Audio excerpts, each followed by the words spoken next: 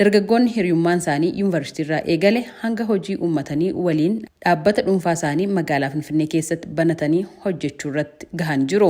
Dargaggoo Caalaa Kaffaalee fi Yohaannis Kabbaba waggootaniin dura mooraa yuunivarsiitii saayinsii fi teeknooloojii Finfinneetti gosa barnootaa injiinaringiitiin digirii jalqabaan eebbifamani. Haa ta'uutii barattoota ta'anillee abjuu qacaramanii hojjechuu akka hin qabnee fi yeruma sanarraa waliin marii akka eegalan sagalee Ameerikaaf himanii jiru. Caalaa fi Yohaannis hundeessitoota qubee elektirooniksiiti. Caalaa Kaffaalee akkamittiin akka hojii kana eegalan ennaa ibsu. Yuunivarsiitii Finfinnee barnoota keemikaala injiinaringiin baradhee 2020 erga yuunivarsiitii irraa bahee booda gara qacaramuutti hin deemnee CV iddoo tokkotti hin gashinee jechuudha. Qallattumaan gara hojii mataa kootii uummachuutti hin deemee. Naannoo kutaa 12 ergan xumuree booda gara yuunivarsiitii galuufaa yaada jedhuun qaban ture. Biizinasii fi seenuutu narra jiraataa qacaramee toonii galii nani argadhuu fi hammi ati namaaf hojjettu waliin madaalu waan ta'eef qacaramuun akka gaarii hin taane yeruma sana kana yaaduu jalqabe. Yuunivarsiitii ergan galee immoo ispeeshaalii naannoo waggaa sadaffaa booddee kompiiliitilii qacaramuun akka narra hin jiraanne murteesseen ture. Waahilli Caalaa Yohaannis ennaa gara hojii kanaa dhufan maallaqa homaa tokko akka hin qabnellee eeree jira. Keessumaayyuu nuti maatii qotee bulaarraa hin dhufne wantoota baadiyyaarraa otuma qabaateeyyuu qotee bulaan midhaan nyaataa kana qaba malee waan kaashii kan akkas fuudhee si kennu jiru. Baay'een keenya lafumarraati kan jechuudha. Nu dhiisiitii yeroo biizinesii haaraa tokkotti galaa deemu warrumti biizinesii keessatti muuxannoo qabaniyyuu sodaatu. Garuu amma tarkaanfachaa deemtu amma biizinesii keessatti peneetireet gochaa deemtu haguma niitoorkii horattu haguma nama baraa deemtu wanta ati konfidensiin kee buuldaappi ta'eetoo dabalaa deemu jira. Sanarraa akka ka'e malee gaafa jalqaba dura fuuldura keenyatti wanti hundi nu galee kiriilii arginetti gala jechuu miti. Dargaggoonni kunneen yeroo sanatti kaapitaala ittiin hojii kana eegalan waan hin qabneef tooftaalee garaagaraa fayyadamuudhaan galii argachuu akka eegalanillee Caalaan ibseera. Maal gochuutti kaanee yeroo sana peejii qubee elektirooniksii jedhu kana onlaayinii irratti bannee sooshaal miidiyaa irratti kan nama beeksisuu jalqabne meeshaalee namaa piroodaaktii nama biraan beeksisna. Yoo namni nu bilbilee kastamarii argannee toonii jenne nama sanatti geessina.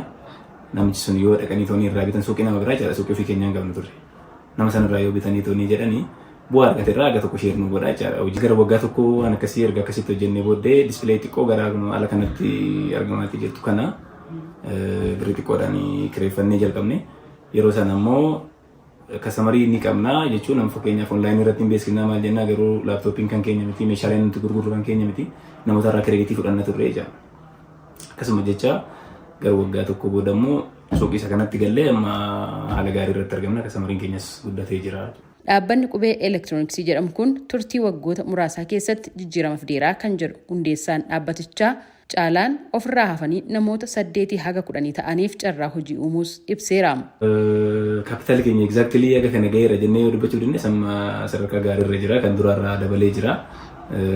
Kana booda gara impoort ekspoortiitti guddisuudhaaf yaadaatti jira.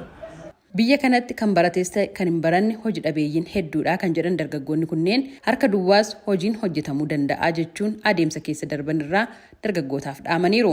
Sodaa qaba. Nummoo sodaallee qabna. Garuu akka dhaloota qubeetti sodaan irraa baqanna osoo hin taane cabsinee seenuu qabna.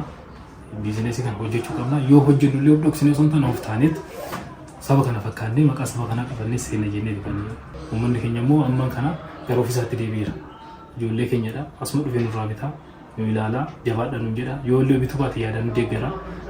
Nama gara keenya erga. Kun nuufama jajjabina guddaadha. Waa baay'eetti carroomne irra siin jedha. Namoota baay'eetti wal barreera. Warroota yaadanis waa baay'eedhaan deeggaritti wal barreera.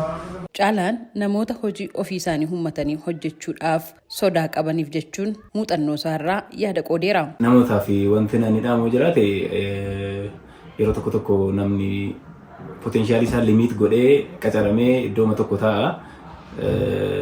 Wanti inni hojjetuu fi galii isaatis waliin madaalu. Akkamitti immoo achii bahee toon hojii mataa kootii uummadhaa kaapitaala harka koorra hin jiru jedhee yaaddaa. Kaapitaala toon qabaatiin akkamittiin akka gara hojiitti galuu hin danda'amu. Ispeeshaalii bara kana keessa immoo bara sooshaal miidiyaan kun akka gaariitti nama hundumaayyuu humneesse waan ta'eef akka gaariitti carraa nama uumeera.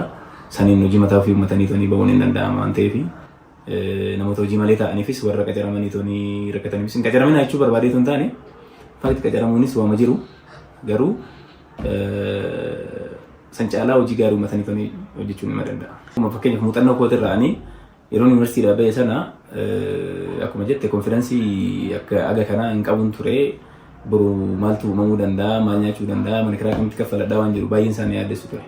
Haa ta'u garuu wanti nani murteesse deemee toonii hojii barbaaduu CV galchuu caalaa namoota biizinasii keessa jiran dubbisee isaan bira oolee firiilii hojii firii sarvisii fa'aa kennuuf jechuun fakkeenyaaf hojii tola ooltummaa fa'aa hojjedhee akkamitti akka isaan hojjetan hojii sana baruu erga san immoo akkamittiin hojii mataa kootii uummachuu akka hin danda'anis namoota biizinasii wajjin ooluu gaafa jalqabdee toonii jette akkamitti akka hojii haaraa uumachuu dandeessu fa'aa waan barattuu fi gara namoota waa hojjetaniititti dhiyaatanii sanarraa barachuutu irra gaarii ta'a jedhan.